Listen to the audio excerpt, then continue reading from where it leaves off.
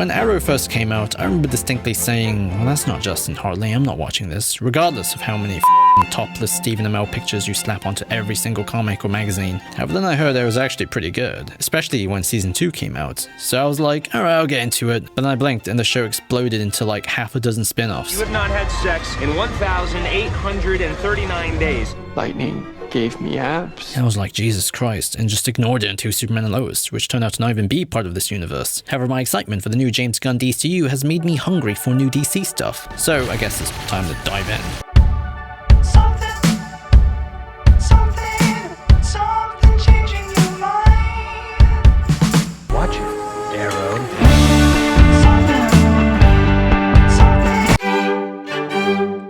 Oliver Queen is a billionaire who was stranded on an island forced to survive, but over the course of the show they actually reveal that within these 5 years he actually went all over the world doing dirty work for the US government to Russian gangsters. The point is, he's experienced with the worst of humanity, thus becoming a cold-blooded murderer that's a tactical genius when the writers want him to be, and doesn't hesitate when the writers let him be. Leo, you have failed this city. Thus he returns to Starling City to apply his Rambo warfare against the list provided by his father of the criminal elite, the corrupt, the rich and the CEOs. It's very transparent he's less Green Arrow in terms of being a charismatic f***up who's very politically outspoken. Look, I'm an old lefty.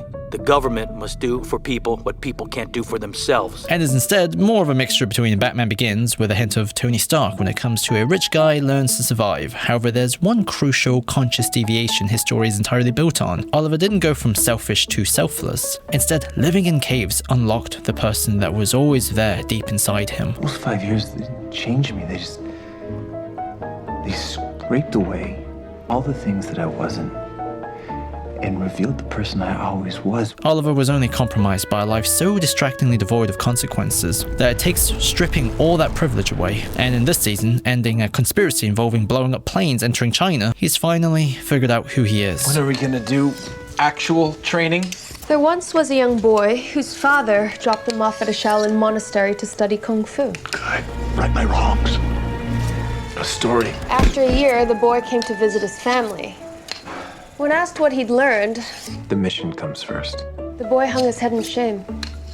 All the monks had him do was slap water in a barrel for a year. The family didn't believe him, so he showed him. He raised his hand and hit the table they were eating on. It broke in half. As a result, what you get is a contradictory mixture of a Cinderella fantasy and a Kill the Rich fantasy at the same time for the widest viewing demographic, where Oliver is both an outsider of his wealthy world and an indulger, two identities that mix together like oil and water because he overlooks the conspiracy that's happening right at home, because the great irony is that hidden underneath the civil world of the elite is a form of barbarism Oliver is familiar with, a world without rules, except on the island he was away from civilization. Back in society, the law is just simply indifferent when it comes to the rich who can decide the fate of thousands. I swore to uphold the law because the law is steady, the law is unchanging, and the law needed to be protected.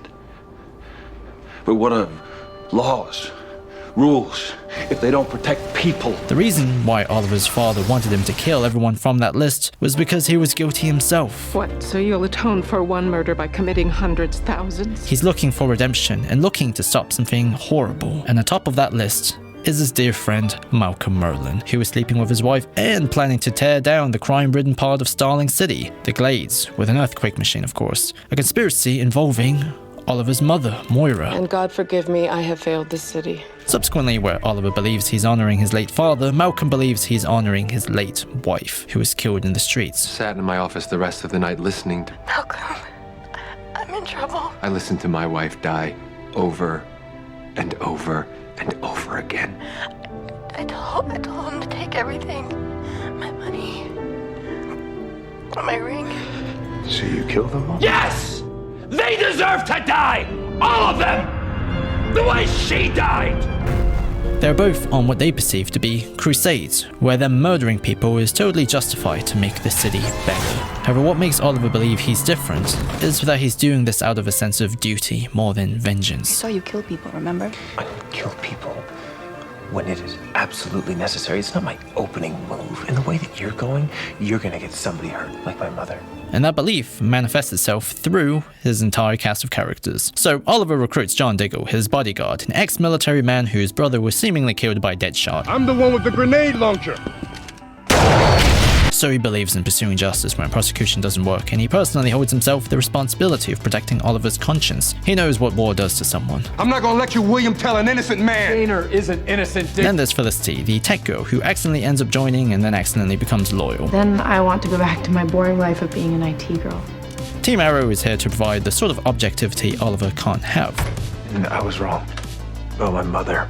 Perhaps Oliver is someone striving towards integrity, but is also an incredibly sensitive person who often thinks with his penis first. You see, he still loves Laurel Lance, his girlfriend from before, who he cheated on with her sister, who was also on the boat. But as they reunite and spend time together, Laurel grows more attracted to him again, because he's actually honest now. Laurel was the only person who saw the goodness inside Oliver, even during his life of hedonism. So now that he's embraced that part of himself, the good part, he can't not be drawn to her. I don't know how you saw it.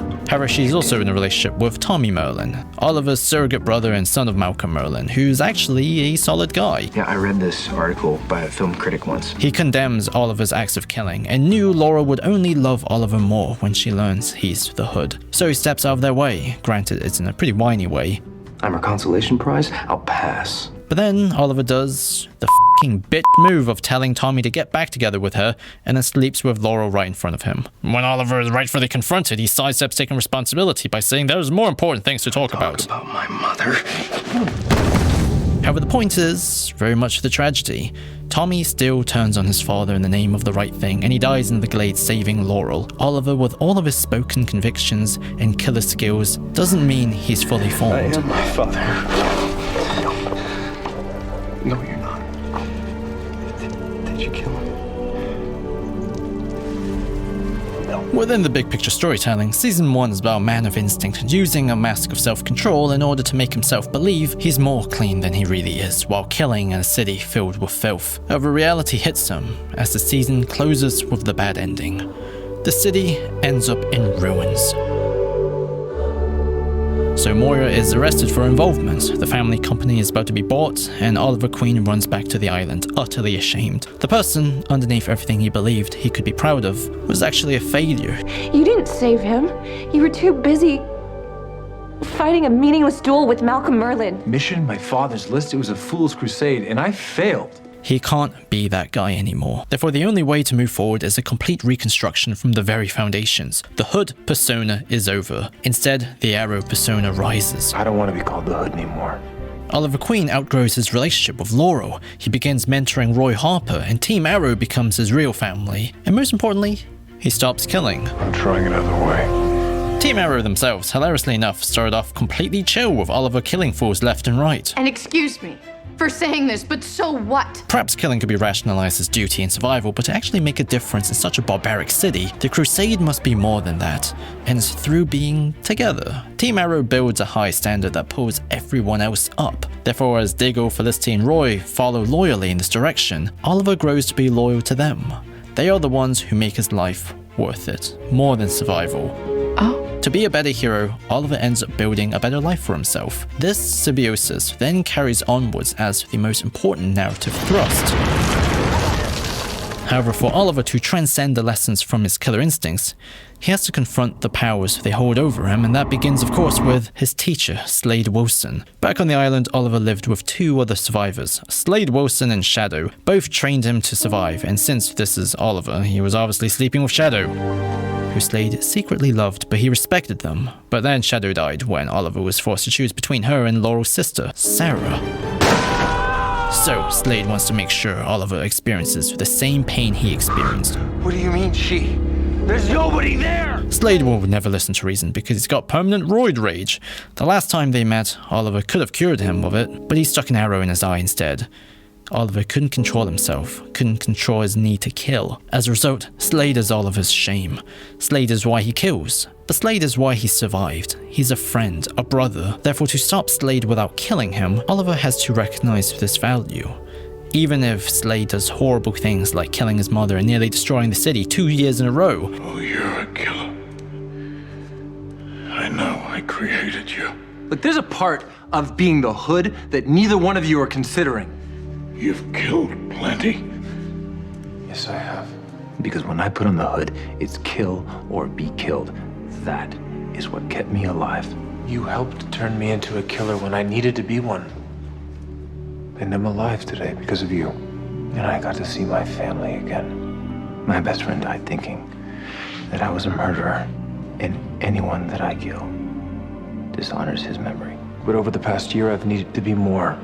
But that doesn't mean cold-blooded killing is the answer, Sarah. We have the cure now. Then I stopped you.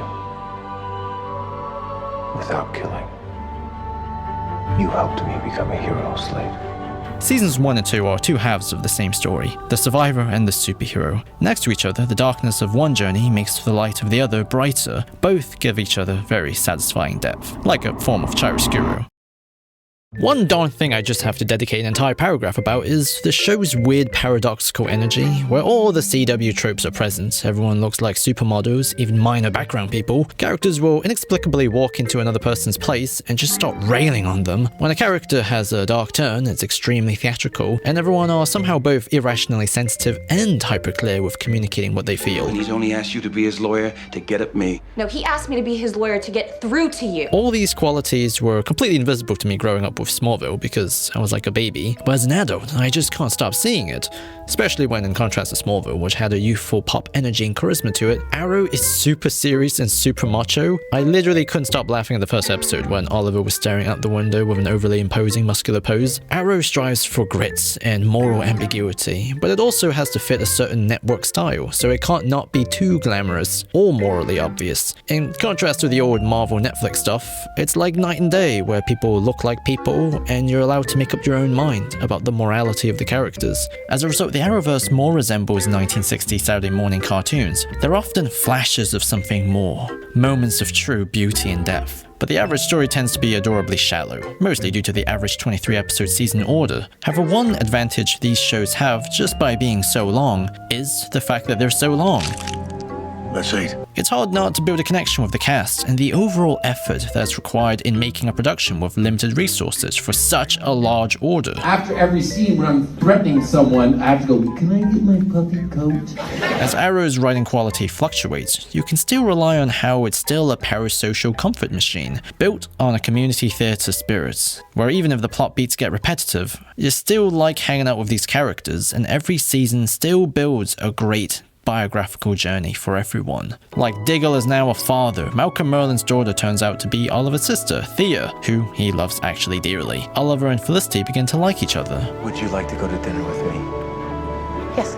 Everything begins to become very cozy. Oliver's journey shifts from being about being better than a killer to now thriving as a human being surrounded by community who are also all growing into their new phases in life. You look a little scared. And in this new focus, Oliver is faced with a new question. What sort of life is he working towards? A life purely dedicated to changing the world, or a life dedicated to living in it? These two goals feel mutually exclusive, especially when the season opens with him putting the crusade before Felicity, so whatever they potentially could have is put to the side, and she ends up with Ray Palmer. Oliver is trapped, moving forwards, but not knowing where. All he has are people by his side. However, the irony is that as Oliver fosters this community with his crusade, they end up also not needing him. There's a chunk of the season where Oliver is missing, so the team learns to do things their own way and discover their own independent personal answers for why they're doing this. Therefore, when Oliver returns, there's friction.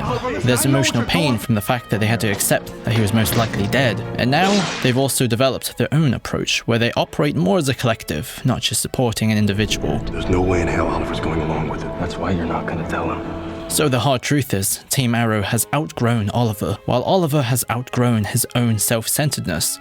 As a result, he must find a new answer for why he's walking his current path. This is where Ra's al Ghul comes in. And yes, they say Ra's. As to how or where Ra's plans to release the virus. Where Slade was Oliver's past, dragging him backwards, Ra's is someone trying to drag Oliver forwards towards the sort of future he was destined to have the moment he initiated his crusade, leading the League of Assassins. It's a sort of lonely fatalism that remains now that everyone don't need him. The Batmanness of the season is so transparent. However, it's by recognizing this and fighting against it, Oliver realizes it's worth discovering something else.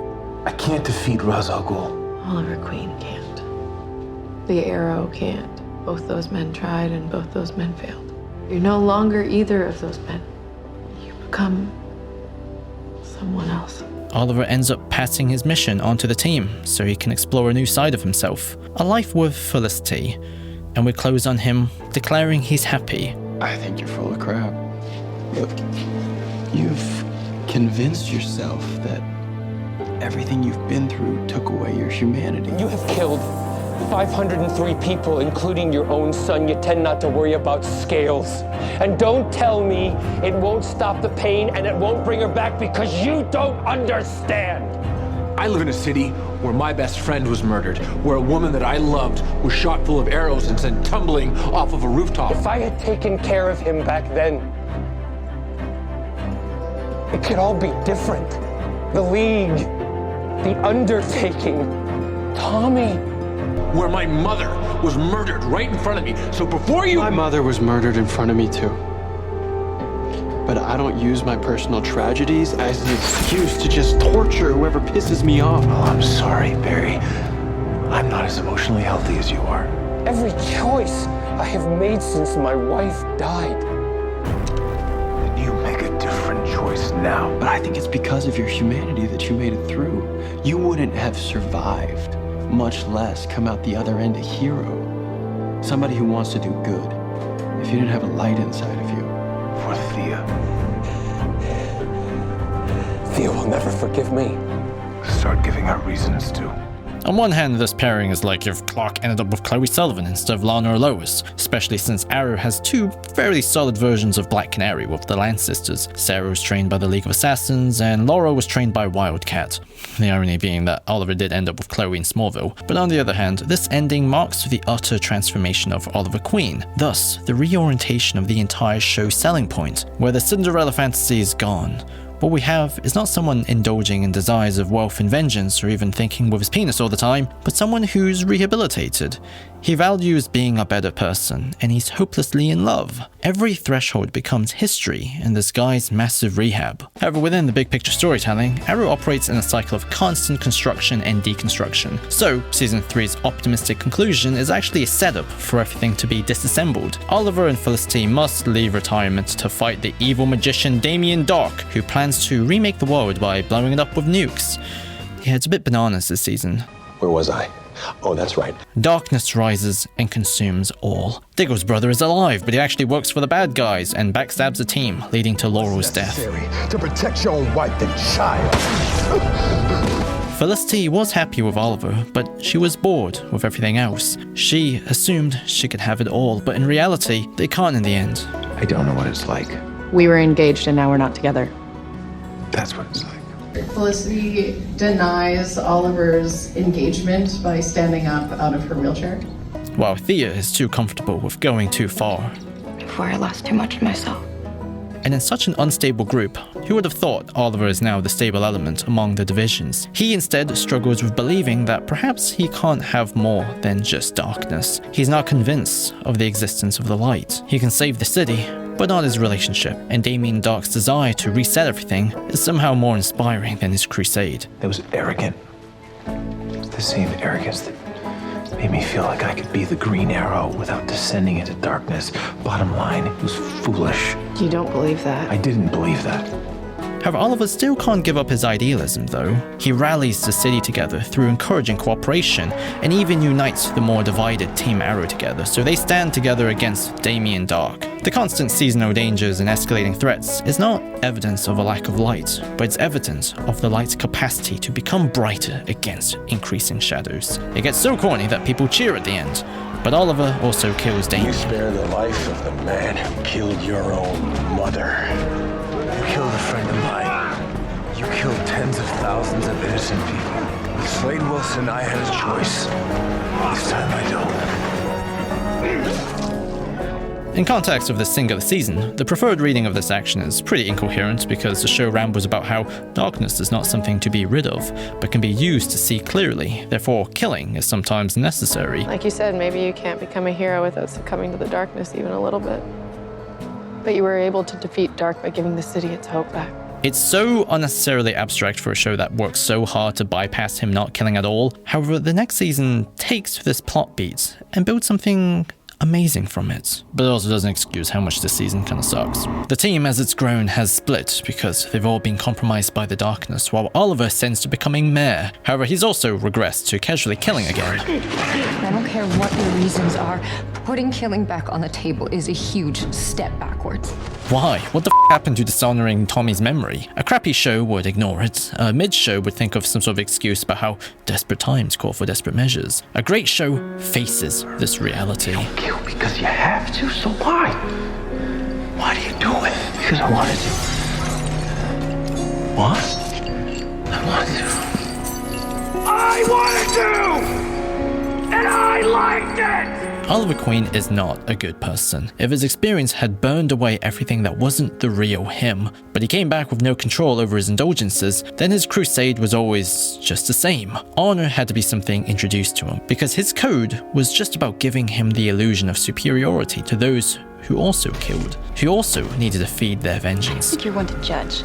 I saw you kill people, remember? He's not all that different. In fact, he's deep down inside worse, because he kills to feed his satisfaction. There's a monster inside Oliver, and the evolving persona he's had over time, the Hood, the Arrow, the Green Arrow, they're all a compromise. Another side of himself used to channel away the monster from Oliver Queen, so he can live with himself. You need to give the monster an identity.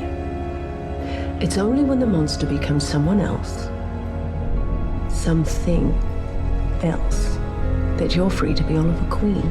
Up to this season, across the show, there's always been flashbacks to Oliver's 5 years away, which was often used to show his experience with a similar situation, and then also the characters can openly espouse the preferred reading of the episode's message. You need to move forward, my friends. You need to move ahead, move on. However, season 5 ends with these flashbacks, and we see how he didn't come home because he finally had a successful opportunity. He came home because he finally chose to. This reveal recontextualizes the previous seasons in the best way possible. It's why Tommy's death made Oliver quit. Those two lives finally intersected. As Oliver thought with his penis, that was emblematic of the general lack of thought he had with everything else. Now that he's forced to admit it, he's broken. He shuts it all down. You signed on for a crusade that turned out to be an outlet. It was an excuse for me to murder people. Oliver, please. I put on a hood and I created a persona because John, somewhere along the way, something in me broke. So, how does he overcome this rupture caused by Prometheus? Shockingly, he's not from believing he's actually a good man who didn't kill for indulgence the whole time, but he is worthy of forgiveness. I killed my brother, Oliver, and I was gonna let myself rot in prison. But you told me to atone for what I did as Spartan. And if that's true for me, it is 100 times truer for the Green Arrow. Seasons 1 through 3 didn't leave much of an impression on me. I get why people like them in terms of being competent superhero media about a billionaire vigilante. Season 4 was pure schlock, but Season 5 is not only good, but it's actually one of the most impressive superhero television medias I've ever seen. What the hell were you thinking? I wasn't thinking.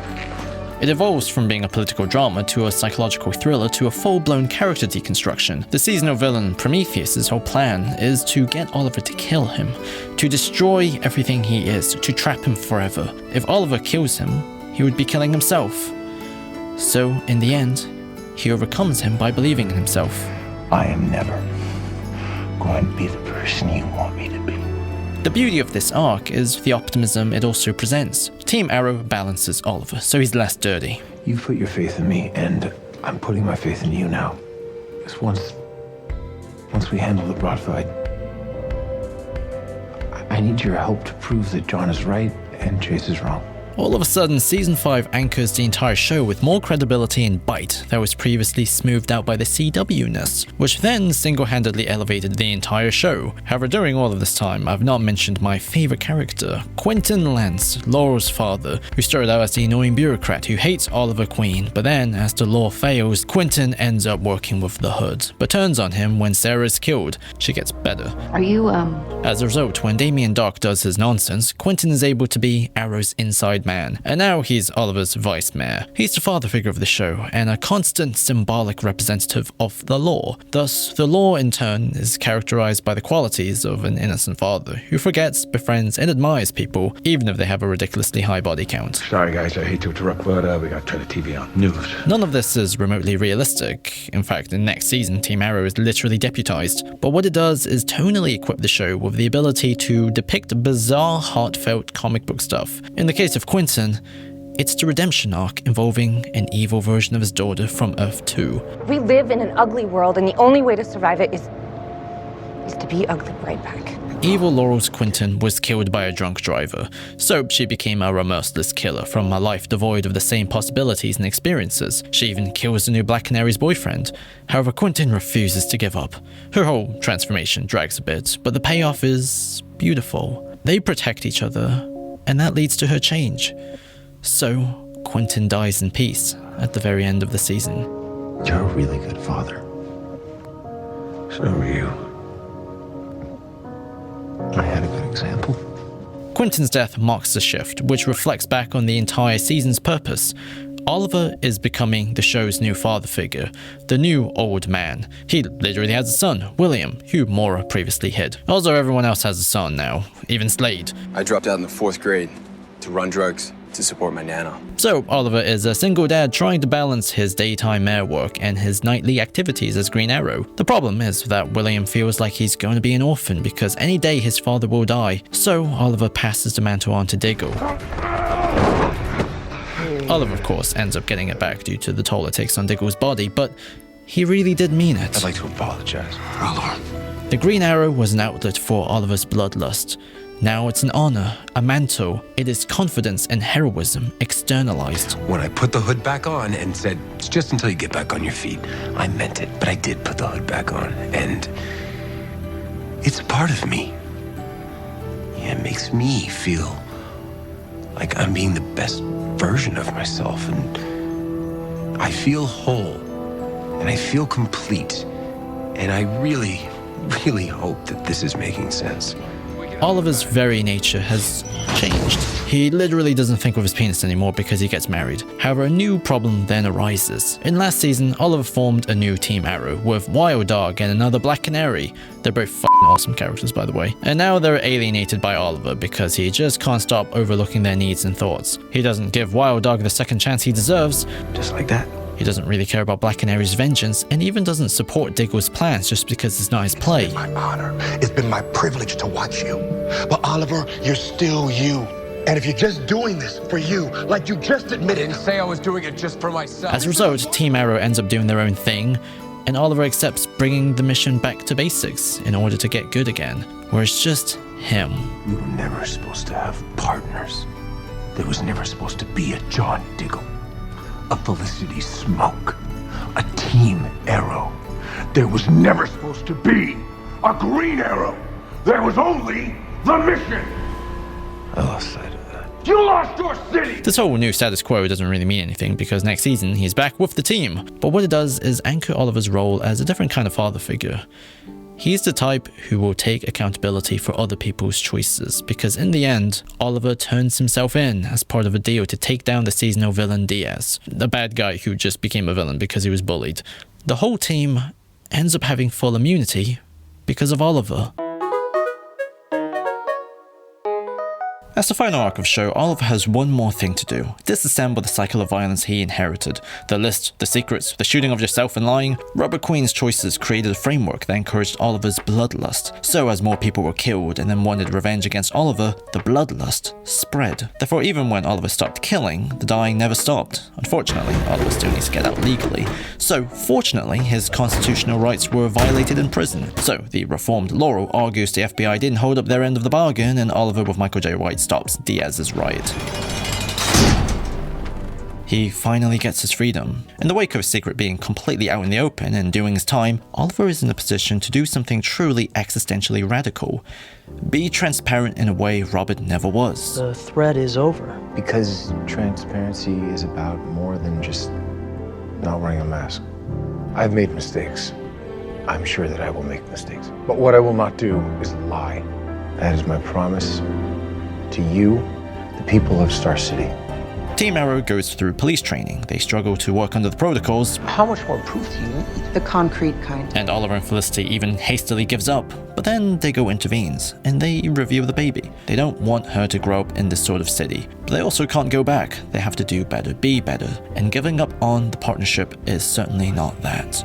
Do whatever you have to do, because if you want a new future for this baby of yours, it won't come by doing the same thing we used to do. We have to be something else. The moment Tommy died, Oliver made the change to never kill again, and his heart grew big enough to entrust his crusade onto other people. His belief inspired the city, and it's the love of his friends that put him back on the path of forgiveness, personal forgiveness. All before he was willing to put himself in prison so they could be free. Oliver is a family man, an honest man, a man of the law, and every step he took was a threshold that led him to becoming a completely different person, an opposite person. As a result, his last great seasonal villain is of course a completely original and new character who represents something completely fresh. A secret long-lost sister involved in a secret society, and she could have warned Robert before his death because he abandoned her and Maura also ignored her, so she's just on a quest for vengeance now. Yeah, it's very soap opera-like, but the purpose is to apply two different pressures onto Oliver at the same time. On one hand, he finds his family utterly unforgivable, and he wants to give Emiko a home. But on the other hand,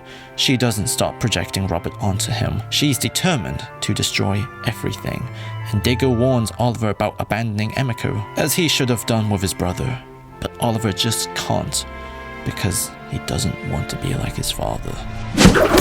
In the final fight, Oliver confesses he wanted to kill Emiko for all the people he's lost, but no, he needs her to help him break the cycle of violence. Your hatred of our father killed your mother. His worst impulses drove you away, and it led to every terrible moment in both of our lives.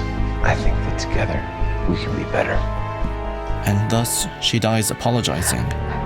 Wanted to be a queen. Oliver tells the team his legacy isn't Green Arrow, but them. I started this mission alone. I was certain that I would end it alone. But the truth of the matter is that every bit of success that I've had along the way is because of all of you. The cycle of violence has been replaced by a cycle of heroes bounded by community, loyalty, and a collective belief in redemption. So Felicity and Oliver leaves to raise their child, Mia. As the operation shuts down, Oliver stands in tears. Oliver is present every step of the way with his family. However, the Monitor then appears to keep Oliver's end of a deal they made to save the multiverse. In tears, Oliver tells Felicity he didn't think he was capable or deserving of love. Unto her, and they embrace. He will die soon. The final season is both a prologue for Crisis on Infinite Earths and an epilogue, with only one episode set during the event. But that too is an incomplete story because it's part 4 out of 5. So imagine eating a burger with 2 thick buns but only a thin slice of ham in the middle. What really personally threw me off wasn't this grand tapestry that requires watching a dozen other shows, 3 of which were in their 5th seasons at this time, but the tone. In Crisis Part 1, Oliver fought to his last breath off screen, so billions of people could be saved. In Part 2, Oliver couldn't be resurrected, so in Part 3 he's given the mantle of the Spectre, which gives him the power to fight the Anti-Monitor and birth a new universe. So in Part 4, Oliver dies in peace, with Barry and Sarah by his side. The whole situation is absurdly, tonally outlandish compared to the rest of Arrow, while still featuring the most important event, his death. The only real meaningful way to contextualize it as a sequence within Oliver's expansive biographical journey is to focus on purely what it means symbolically. Oliver started out selfish, untrustworthy, and his life not only ends with him sacrificing himself for everyone, but to provide a gift where everyone has a second chance at life. On Earth Prime, Emiko, Quentin, Tommy, Moira, all those questions about all he could do is hurt the people around him is rectified by the fact that everyone lives because of him. The prologue half of the season was spent giving Oliver access to people he shouldn't have, like his children from the future and Quentin in a really fun Groundhog's Day style episode. All of this was to give Oliver the strength to be able to confront the inevitable. I'll see you on the other side, Oliver. The finale of the show itself is ultimately an epilogue. Everyone is present for Oliver's funeral. Diggle and Quentin has a speech both celebrating how Oliver had to become someone else to save the city. But that person he changed into actually wasn't the Green Arrow, but simply a better man. A man of community who took everyone he met and made them better during his journey. Oliver brought heroes into the world. He inspired heroes. He inspired all of us here. All I ever wanted was to protect you. You don't have to. I didn't ask for you to. A child doesn't have to ask. It's difficult for me to trust anything. Why does everyone keep leaving me? Something about change, right? Don't do this, okay? You may not think of me as your father, Thea. But you'll always be my daughter. You hope you're doing the right thing by becoming a better person, but you're also becoming a different person. But you do. And that reminded me why I chose you as my partner. But I was there when the hood first showed up, remember? And that guy bears very little resemblance to the guy I'm talking to now. I mean, look at you. You're the mayor. You're a family man. You're out busting your hump every night for this city. I've seen how much you've changed, Oliver. Every child deserves to believe that his father is a hero. And believing it, you became one. Why? Everything you've done this year, working with the cops, fighting for the city without a mask, you've got a shot at something we never had. A clean slate. You can't shed your past, but you can keep it from hurting your kids. That's something our parents could never give us. But it is never, ever going to happen, Oliver, if you keep seeing red with Emiko. This mission, it's all of us. You helped build it. I don't understand why it matters what somebody's wearing. They trusted me. And you trusted them. Yeah, they got me to listen to what I always knew in my gut. That we were on the same side and fighting for the same goal, and it just took me a while to get there. Sorry. You made some kind of devil's bargain with the Monitor to save us, didn't you? No, it wasn't a devil's bargain, Barry, and I'd make it again in a second. It cost you your family, Oliver. It cost you your life. Dying's the easy part. The dead are at peace. However, Oliver won't be alone because in 2040, Monitor takes Felicity to a place of no return, the afterlife, where she could be reunited with him. Arrow is basically a massive superhero version of A Christmas Carol. Oliver's heart grows several times larger from the ghosts of his past and his future, and I'm sure if I watched it growing up, I'd be violently protective of it like with Smallville. But watching it now is like, I don't know, eating a large kid's meal as an adult. Arrow is a fundamentally adorable show made with ambition and love that is sustained arguably more consistently than the other Arrowverse shows, and the purpose of this video was to distill Oliver's journey down to the most important thresholds in order to construct a comprehensible biographical presentation. A lot had to be left out due to filler and repetitive story beats, but there is something here, a warm feeling. That's real. To close this video, there's a quote from Strengthen Our Scars by Bianca Sparacino that I want to use. Love will not save you, but it will hold your hand while you save yourself. And in a world that sometimes seems devoid of goodness, in a world that sometimes feels too heavy to bear, I think that is all we are really searching for. Someone by our side. Someone who grounds us.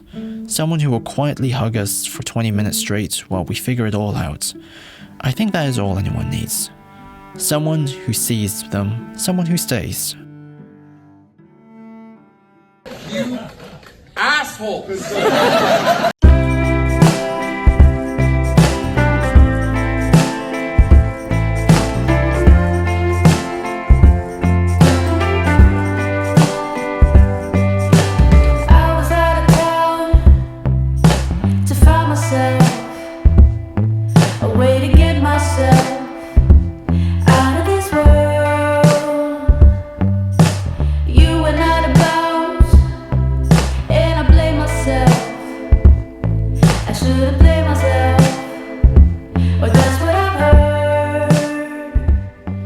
This video was beyond pain in the ass because I was so certain I would make the entire thing in 1 month, from watching it to voicing it to editing it and redrafting it. I was so sure I could do it in 4 weeks, but then I ended up needing another week, and then another week, and then oh my god. If you follow me on Blue Sky, you probably saw my mind slowly degrade over time as I just had to keep doing nothing but watch Arrow and missing deadlines. But hey ho, it's finished. Thank you everyone on Patreon for sticking around with me during all this time. The goal is to keep going with more Arrowverse shows, but hopefully it will be within, I don't know, 6 weeks per retrospective. Anyway, I've also got a new channel I'm working on with someone called It Exists Dude, and you guys are gonna want to check it out.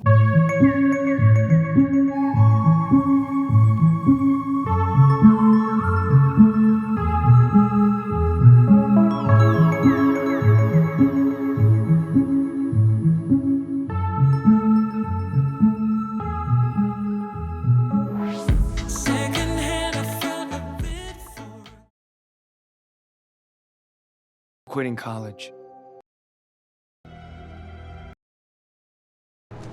Sorry. Pig and Toad?